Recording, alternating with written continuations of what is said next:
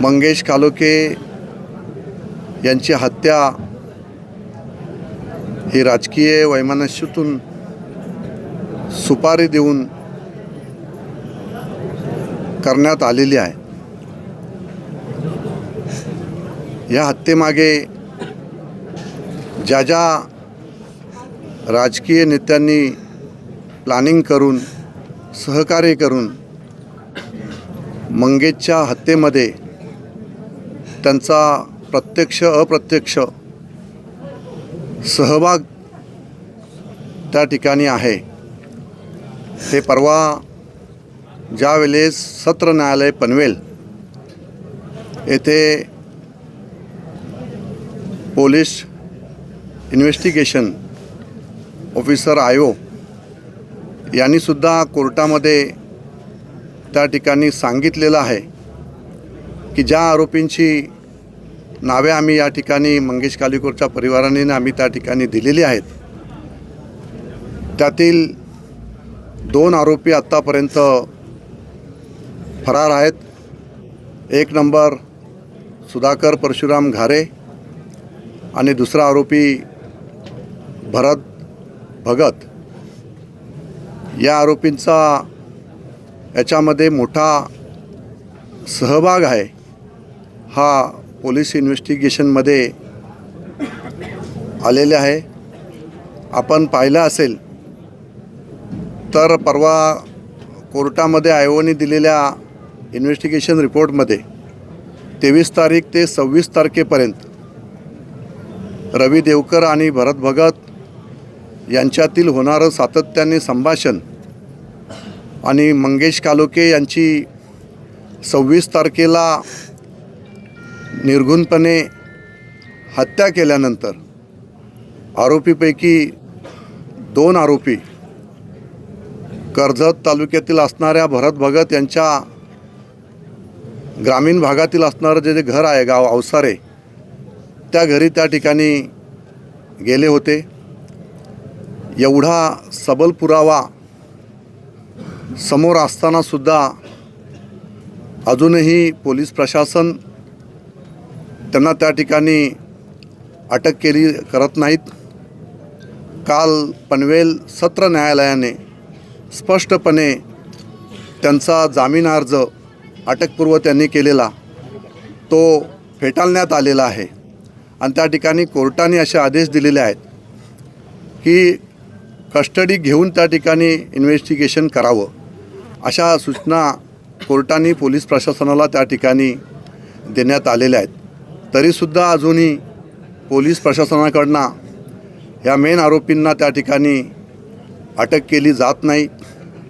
मंगेश हा सामाजिक बांधिलकी जपत काम करणारा माझा सहकारी होता आणि त्याची अशा पद्धतीने हत्या करून त्याचं हे परिवार आपण पाहताय की 2 मुली वैष्णवी आणि आर्या आणि आमची नगरसेविका मानसीताई, हे संपूर्ण परिवार हा रस्त्यावर मंगेशच्या क्रूरपणे हत्येनंतर आलेला आहे आणि यांना न्याय देण्याचं काम सरकारच्या माध्यमातून मी त्या ठिकाणी मुख्यमंत्री, उपमुख्यमंत्री आणि गृहमंत्री असणारे मुख्यमंत्री यांनासुद्धा आज मीडियाच्या माध्यमातून या ठिकाणी विनंती करत आहेत की अशा पद्धतीने लोकशाहीची हत्या या नराधमांनी त्या ठिकाणी केलेली आहे।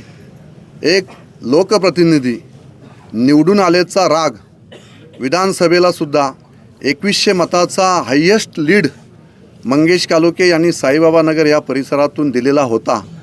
याचा राग सातत्याने सुधाकर घारे यांच्या मनामध्ये सुद्धा होता आणि म्हणून रवी देवकर यांना सातत्याने वर्षभरापासून या ठिकाणी त्यांना प्रोत्साहित करण्यात आलेलं होतं की मंगेश ज्या पद्धतीने इथे शिवसेनेचं काम करत आहे तर त्याला कोणत्याही परिस्थितीमध्ये या ठिकाणी बॅकफुटवर आणला पाहिजे आणि यासाठीच या नराधमांना पाठीशी घालून या ठिकाणी मंगेश कालोखे यांची प्लॅनिंग मर्डर या ठिकाणी सुपारी देऊन भरत भगत, त्यानंतर रवी देवकर, त्यानंतर सुधाकर घारे यांनी हे प्लॅनिंग या ठिकाणी केलेलं आहे। 20 लाखाची सुपारी रवी देवकरकडे एवढे पैसे आले कुठून रवी देवकरला इलेक्शनला एवढ्या मोठ्या प्रमाणात फंड दिले कोणी, हे सारं काही प्लॅनिंग होतं. 2 महिन्यापासून हे प्लॅनिंग सुरू होतं. आणि म्हणूनच आपण पाहिलं की ज्या दिवशी मंगेश कालोखेची हत्या झाली त्याच दिवशी 6 वाजता सुधाकर घारे एअरपोर्टला त्या ठिकाणी होता, जेणेकरून CCTVमध्ये आपण आहोत हे त्या ठिकाणी दाखवण्याचा प्रयत्न त्या ठिकाणी केला. तिथून अहमदाबादला निघून त्या ठिकाणी गेला आणि या अशा पद्धतीने हे सगळं प्लॅनिंग मर्डर त्या ठिकाणी होतं. आणि म्हणून आत्तापर्यंत सुधाकर घारेची जर आपण गुन्हेगारी पार्श्वभूमी जर आपण पाहिली तर आपल्या लक्षात येईल की त्यांनी एका फॉरेस्ट ऑफिसरचा सुद्धा, फक्त घराला लागून फॉरेस्ट आहे आणि फॉरेस्ट ऑफिसरनी एक नोटीस काढली म्हणून त्या फॉरेस्ट ऑफिसरला त्याच्या स्वतःच्या गाडीने त्याला त्या ठिकाणी उडवलं आणि त्याचा मृत्यू झाला. आणि अशा पद्धतीने तो सुद्धा एक 302चा गुन्हा त्यावेळेस सुधाकर घारेवर दाखल आहे, 307चा गुन्हा दाखल आहे, 326चा गुन्हा दाखल आहे, खंडणीचे गुन्हे दाखल आहेत. अशा प्रकारे अनेक गुन्हे आत्तापर्यंत ह्या आरोपीवर त्या ठिकाणी दाखल आहेत. 2 नंबरचा आरोपी आहे भरत भगत, ह्याच्यावर सुद्धा गंभीर गुन्हे त्या ठिकाणी आहेत. सुपारी मॅटर प्रवीण पाटील यांचीसुद्धा सुपारी या भरत भगत यांनी दिलेली होती आणि त्याच्यामध्ये सुद्धा अरेस्ट त्यांना त्या ठिकाणी केलेलं होतं. आणि अशा पद्धतीचे गंभीर गुन्हे असणारे हे दोन्ही आरोपी राजकीय आशीर्वादामुळे आत्तापर्यंत त्यांना अटक होऊ शकलेली नाही. आणि म्हणून आज आम्ही या ठिकाणी संपूर्ण सरकारच्या, मुख्यमंत्र्यांच्या, गृहमंत्र्यांच्या, पोलीस प्रशासनाच्या निदर्शनात आणून देत आहोत की ज्या पद्धतीने कोर्टाने आदेश केलेले आहेत की यांना कस्टडी घेऊन यांचं इन्व्हेस्टिगेशन करावं, अशा पद्धतीच्या सूचना दिल्या असतानासुद्धा यांना अटक त्या ठिकाणी केली जात नाही. जे यांच्याकडे आत्तापर्यंत जे काही त्यांच्याकडे पुरावे असतील, जर हे आरोपी बाहेर राहिले तर हे सर्व पुरावे हे नष्ट करून त्या ठिकाणी हजर होतील. आणि मग आत्तापर्यंत जर आपण पाहिलं तर काय आरोपी अशा पद्धतीने CCTVमध्ये असेल तरच तो आरोपी होतो का? अशा पद्धतीचे प्लॅनिंग मर्डर करणारे हे जे आरोपी आहेत हे गुन्हेगार, हे रेकॉर्डवरचे गुन्हेगार आहेत. आणि ह्यांनी केलेलं जे कृत्य आहे ते गुन्हास्पद आहे. रेअरेस्ट ऑफ रेअर क्राईम अशा पद्धतीची क्रूर अमानुष हत्या मंगेश कालोखे यांची केलेली आहे. मंगेश कालोखे मृत्यू पडल्यानंतरसुद्धा त्याच्यावर वार करण्यात येत होते. आपण CCTVच्या माध्यमातून ते पाहतात, संपूर्ण महाराष्ट्र पाहत आहे, देश पाहत आहे. आणि अशा पद्धतीची हत्या झाली असतानासुद्धा अशा आरोपींना पाठीशी घालणं हे खरोखरच मानवी जीवनाला, समाजाला काळिंबा फासणारी आज गोष्ट या ठिकाणी घडत आहे. आणि म्हणून माझी पोलीस प्रशासनाला या माध्यमातून विनंती आहे की आपण हे दोन्ही आरोपी तात्काळ ह्यांना अरेस्ट करावी, यांचं इन्व्हेस्टिगेशन त्या ठिकाणी करावं आणि ह्यांना जेलबंद करावं. आणि ह्यांनी केलेलं जे कृत्य आहे यांना फाशीची शिक्षा या ठिकाणी होऊ. मोकोको अंतर्गत यांच्यावर त्या ठिकाणी कारवाई झाली पाहिजे. हे सर्व अट्टल गुन्हेगार आहेत. आपण जर आरोपींपैकी जे मंगेशला मारणारे प्रत्यक्ष जे आरोपी CCTVमध्ये आपण पाहत आहे हे सर्व सराईत अट्टल गुन्हेगार आहेत. हे सर्व मुस्लिम असणारे काही आरोपी आहेत. यांनी ज्या पद्धतीने क्रूरपणे मंगेशची सुपारी घेऊन त्या ठिकाणी हत्या केलेली आहे, या हत्येमध्ये सगळ्यांचाच या ठिकाणी ह्यांचा सहभाग आहे. आपण पाहिलं असेल तर भरत भगत आणि रवी देवकरमध्ये 12 कॉल झालेले आहेत. त्याच्यानंतर घरीसुद्धा गेलेले आहेत. मग सातत्याने निवडणुकीमध्ये सुद्धा रवी देवकर, भरत भगत आणि सुधाकर घारे हे सुद्धा एकत्रपणे या ठिकाणी येऊन मोठ्या प्रमाणात या ठिकाणी पैशाचासुद्धा बाजार त्या ठिकाणी करण्यात आलेला होता. तरी पण जनमत हे मंगेश कालोखेंच्या बरोबर होतं, मानसी कालोखेंच्या बरोबर होतं. आणि म्हणून लोकशाहीचा विजय या ठिकाणी झाला असताना तो विजय पचनी न पडल्यामुळे लोकशाहीची मंगेशच्या रूपाने हत्या करण्याचं काम या नराधमांनी या ठिकाणी केलेलं आहे. मी कालही सुद्धा उपमुख्यमंत्री शिंदेसाहेबांना भेटलेलो आहे. मुख्यमंत्र्यांनासुद्धा आम्ही त्या ठिकाणी निवेदन आज त्या ठिकाणी देत आहोत की तात्काळ ह्या आरोपींना अटक करून मोकोको अंतर्गत यांच्यावर कारवाई करून यांना फाशीची शिक्षा झाली पाहिजे आणि हा खटला फास्ट ट्रॅक कोर्टामध्ये चालवण्यात यावा अशा पद्धतीचं आम्ही या ठिकाणी निवेदन आज DG साहेब असतील त्यांना, महाराष्ट्र पोलीस अधीक्षक त्यांना करणार आहोत, रायगड पोलीस अधीक्षक यांनासुद्धा आपण त्या ठिकाणी करणार आहोत आणि मुख्यमंत्री, गृहमंत्री, उपमुख्यमंत्री या सर्वांना त्या ठिकाणी आम्ही निवेदन या माध्यमातून या ठिकाणी देणार आहोत. आणि अशा पद्धतीनं हे कृत्य ह्या खोपोली शहरामध्ये सुसंस्कृत असणारं माझं हे खोपोली शहर आहे. ह्या शहरामध्ये अशी घटना ही कधीही या ठिकाणी याच्या अगोदर घडलेली नाही आणि म्हणून अशा पद्धतीचं कृत्य खोपोलीचे सर्वसामान्य असणारे जनता नागरिक हे यापुढे सहन करणार नाही आणि हा अन्याय या परिवारावर जो झालेला आहे हा अन्यायसुद्धा आम्ही यापुढे सहन करणार नाही आणि म्हणून आम्ही या ठिकाणी या प्रेसच्या माध्यमातून, या सोशल मीडियाच्या माध्यमातून, मीडियाच्या माध्यमातून, इलेक्ट्रॉनिक मीडियाच्या माध्यमातून संपूर्ण महाराष्ट्राला आणि गृहमंत्र्यांना या ठिकाणी आम्ही सांगतो आहे, पोलीस प्रशासनाला सांगतो आहे. आम्ही 2 दिवसाचा अल्टिमेटम आम्ही या ठिकाणी देतो आहे. 2 दिवसामध्ये जर हे दोन्ही आरोपी अटक करून त्यांचं इन्व्हेस्टिगेशन त्या ठिकाणी केलं गेलं नाही तर आम्ही पोलीस स्टेशनला संपूर्ण मतदारसंघाच्या वतीने, संपूर्ण खोपोली शहर असेल, माझा मतदारसंघ असेल, मी स्वतः असेल आणि संपूर्ण कालोखे परिवार त्या ठिकाणी असेल, आम्ही ठिय्या आंदोलन करून त्या ठिकाणी बसून राहू. जोपर्यंत आरोपीला अटक केली जात नाही तोपर्यंत आम्ही पोलीस स्टेशनहून हटणार नाही. चाहे त्यासाठी आमचं काही हो त्या ठिकाणी. जर असं राजकीय फक्त याच्यापोटी, राजकीय दबावापोटी जर या आरोपींना अटक केली जात नसेल, एवढं सगळं कोर्टामध्ये सुद्धा आणि कोर्टाने सुद्धा आदेश दिले असताना सुद्धा यांना जर अटक केली जात नसेल तर आम्ही लोकशाही पद्धतीने न्याय मागण्यासाठी रस्त्यावर उतरू. साहेब, आपण आत्ताच बोललात की राजकीय दबावापोटी यांच्यावर कारवाई होत नाही. नक्की राजकीय दबाव पोलिसांवर कोणाचा आहे आणि कुठल्या माध्यमातून? मंगेश कालोखे यांची हत्या ही राष्ट्रवादीच्या कार्यकर्त्यांनी त्या ठिकाणी केलेली आहे. राष्ट्रवादीसुद्धा सत्तेमध्ये या ठिकाणी सहभाग आहेत. त्यामुळे राष्ट्रवादी दबावतंत्रांचा वापर पोलीस प्रशासनावर त्या ठिकाणी करत आहे. पोलीस प्रशासनाने अतिशय योग्य पद्धतीचा तपास हा आत्तापर्यंत त्या ठिकाणी जे प्रत्यक्षदर्शी असणारे आरोपी आहेत ते त्या ठिकाणी अटक करण्यात त्यांना आलेली आहे. परंतु जे प्लॅनिंगमधले असणारे हे जे आरोपी आहेत ह्यांना प्रत्येक वेळेला ह्या गोष्टीची सवय लागलेली आहे की अशा पद्धतीने पडद्याआड राहून हे कृत्य करायचं आणि मग समोर मात्र दुसरे आरोपी त्या ठिकाणी दाखवायचे. आपण जर पूर्णपणे पोलीस इन्व्हेस्टिगेशन जर आपण पाहिलं तर आपल्या लक्षात येईल की मंगेशला मारणारे प्रत्यक्ष आरोपी जे होते त्यांनी तोंडाला मास्क त्या ठिकाणी लावलेले होते, रुमाल बांधलेले होते आणि त्यांचं प्लॅनिंग असं ठरलेलं होतं की प्रत्यक्षात मारायला सुपारीमधले असणारे आरोपी जे मुस्लिम समाजाचे 3 आरोपी होते किंवा अजून दुसरे 2 आरोपी आणि रवी देवकरचा मुलगा असे 5 आरोपी प्रत्यक्षदर्शी त्या ठिकाणी CCTVमध्ये आपल्याला मारताना दिसत आहेत.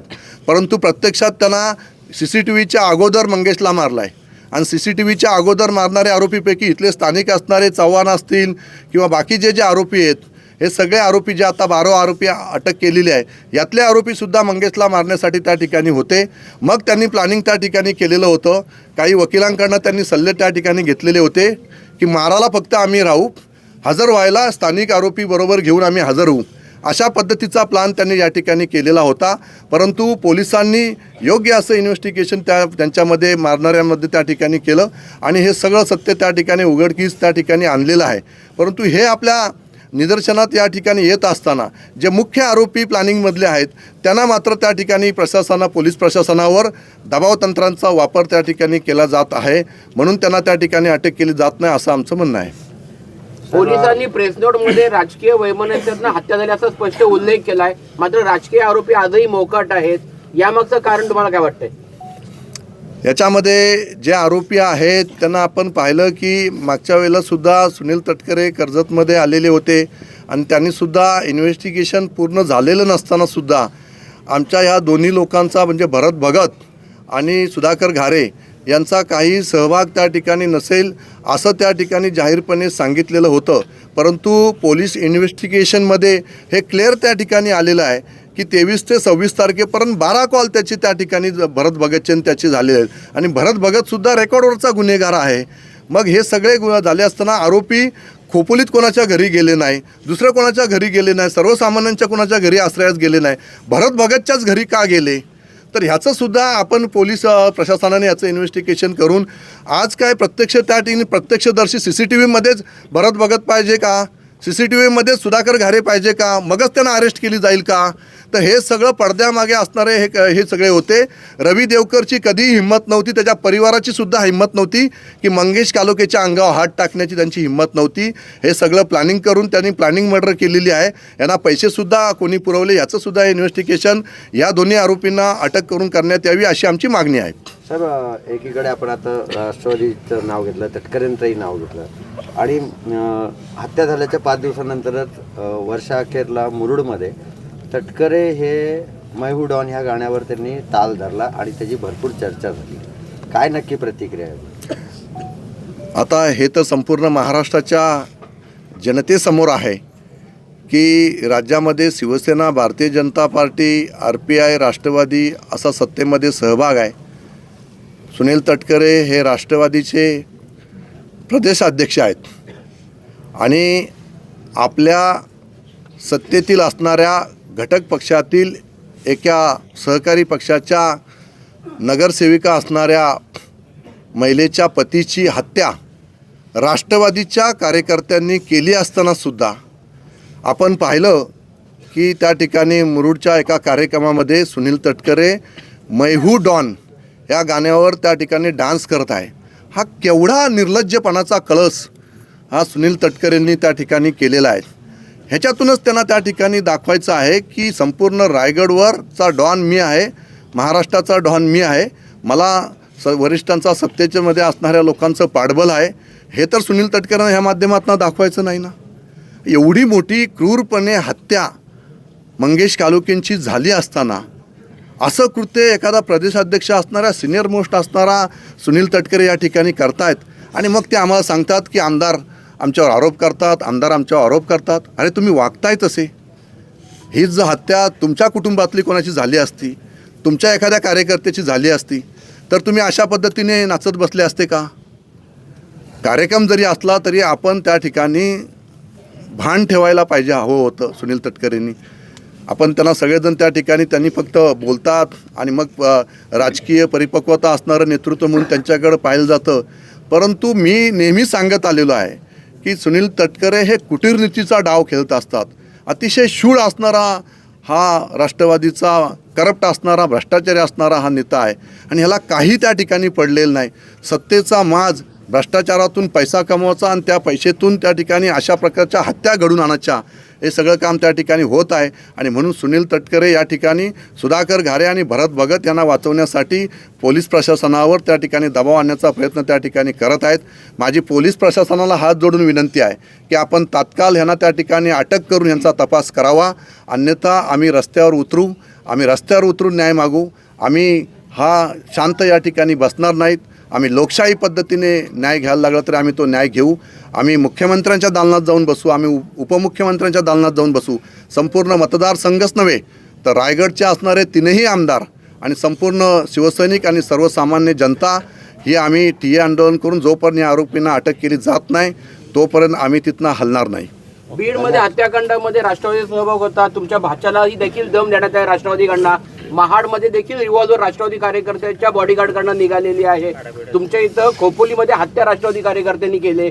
एकंदरीत राष्ट्रवादीची कुठेतरी गुन्हेगारी पार्श्वभूमी समोर येते का? आणि प्रदेशाध्यक्ष सुनील तटकरे झाल्यानंतर अशी गुन्हेगारी वाढले का? होय, नक्कीच. जर आपण आत्तापर्यंत सुनील तटकरे प्रदेशाध्यक्ष झाल्यानंतर जर आपण एकंदरीत जर आपण त्यांची गुन्हेगारी आणि राजकीय पार्श्वभूमी जर पाहिली तर बीडच्या हत्याकांडामध्ये सुद्धा सुनील तटकरे सुद्धा त्यांचासुद्धा आतून सहभाग त्या ठिकाणी त्यांचे कार्यकर्ते होते म्हणून त्यांना त्या ठिकाणी पाठबळ देण्याचं काम करत होतं. परंतु महाराष्ट्र पोलिसांनी त्या ठिकाणी चांगलं काम त्या ठिकाणी केलं, चांगलं इन्व्हेस्टिगेशन त्या ठिकाणी केलं आणि आरोपींना त्या ठिकाणी जेलबंद केलं. तसेच आपण पाहिलं की मग त्यानंतर त्यांचा असणारा दुसरा प्रवक्ता तो त्या प्रवक्त्यांनी सुद्धा सूरज चव्हाण यांनीसुद्धा त्या ठिकाणी एका हिंदू संघटनेच्या अध्यक्षांना त्या ठिकाणी एकत्रपणे येऊन त्या ठिकाणी मारलेलं होतं. त्याच्यातसुद्धा त्यांना तात्पुरते त्यांना त्या ठिकाणी हे करून दाखवलं की त्यांना सस्पेंड करण्यात आलं. पुन्हा 2 महिन्यात सुनील तटकरेंनीच त्यांना त्या ठिकाणी घेण्यात आलं. इथेसुद्धा आज जे काही हत्याकांड एवढं मोठं घडलेलं आहे आणि एवढं मोठं हत्याकांड घडलं असतानासुद्धा अशा पद्धतीचं जाहीरपणे पाठबळ देणं आणि अशा पद्धतीने मैं हूं डॉन या गाण्यावर 5 दिवस झाले असताना, 8 दिवस झाले असताना डान्स करणं हे खऱ्या अर्थाने म्हणजे मानवी जीवनाला काळिंबा फासणारी गोष्ट सुनील तटकरेंच्या माध्यमातून या ठिकाणी होत आहे. आणि म्हणून अशा लोकांवर संपूर्ण महाराष्ट्रातना, रायगडमधून नव्हे तर महाराष्ट्रातना यांच्यावर बहिष्कार, यांचा निषेध या ठिकाणी जाहीरपणे त्या ठिकाणी केला गेला पाहिजे असं मी या ठिकाणी जाहीरपणे सांगतो. धन्यवाद.